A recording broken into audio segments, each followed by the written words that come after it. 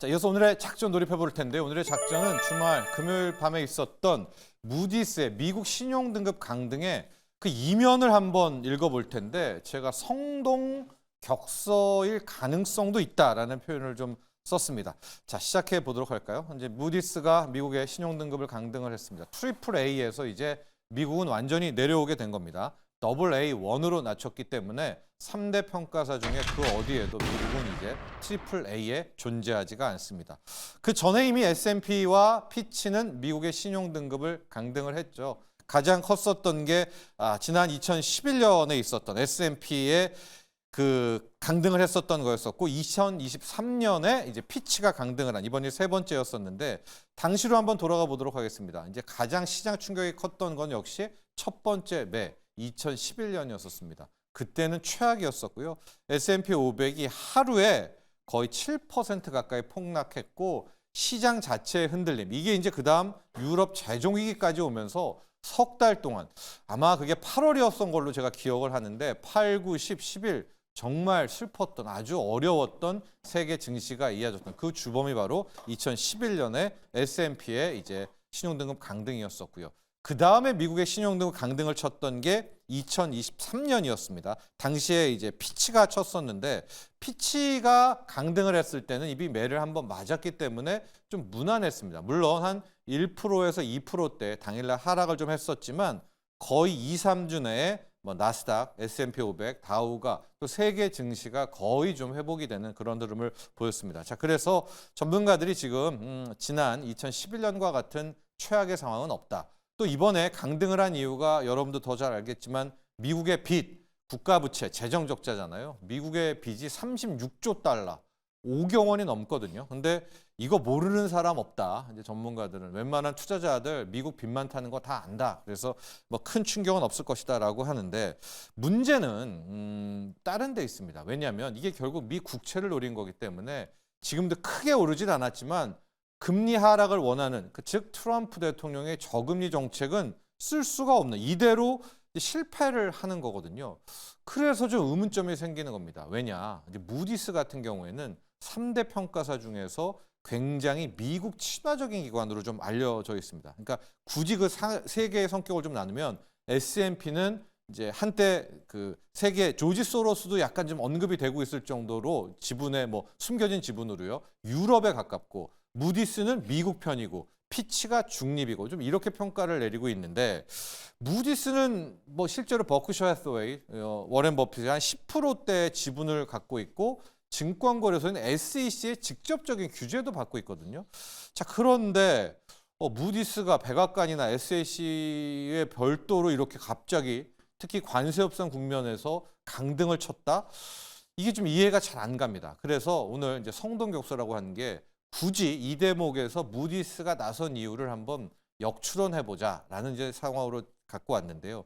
첫 번째 이유는 오는 8월에 법정 채무 한도의 거의 끝반환, 최종 협상이 있는데 잘 아시겠지만 공화당, 민주당이 법정 채무 한도 협상이 잘 안 됩니다. 근데 베센트 재무장관이 지금 계속해서 경고하는 게 오는 8월 여름이 되면 재무부의 금고가 텅텅 빈다. 그렇게 되면 정말 큰 거 올 거다. 8월에 큰 거 온다라는 게 결국 법정 채무연도 협상 안 됐을 때 뭐 디폴트니 뭐 이런 난리거든요.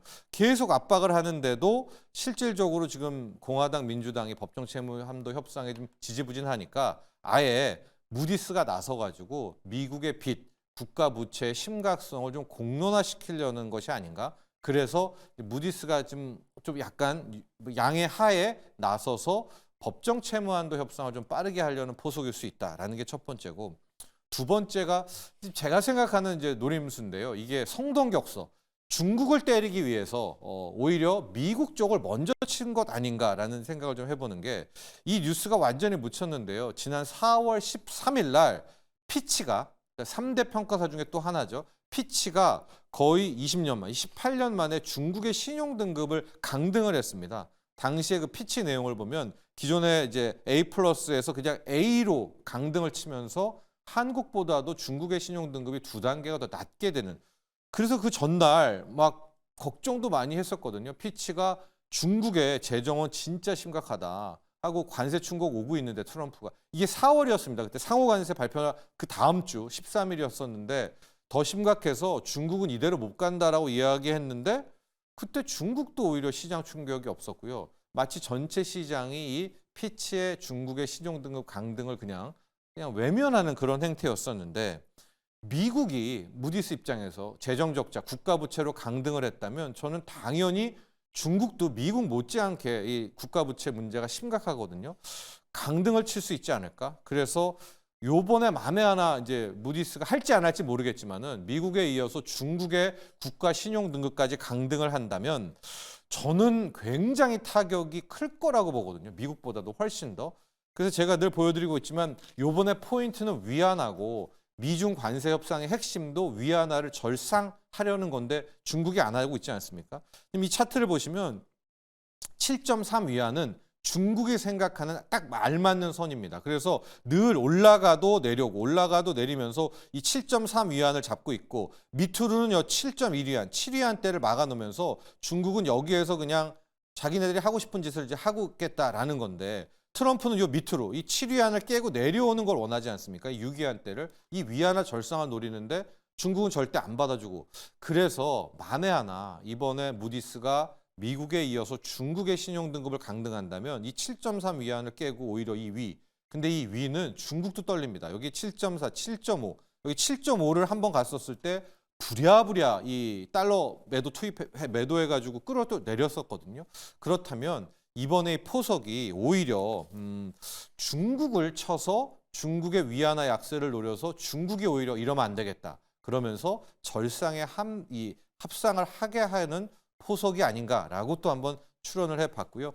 특히 이번에 무디스 공격한 다음에 이 백악관이 무디스를 공격하지 않았었고요. 이 난장판을 만든 건 바이든이라고 하면서 트럼프와 백악관답지 않게 무디스를 건드리지 않았다라는 것도 좀 그렇고요. 트럼프가 이거 무디스 이후에 2, 3주 내에 새로운 관세율을 발표하겠다라고 또 강하게 나온 것도 봐서 자 이번에 무디스가 위안화 절상을 압박하기 위해서 오히려 중국에 노리는 그런 노림수일 수도 있다라는 것을 한번 그 이면으로 살펴봤습니다.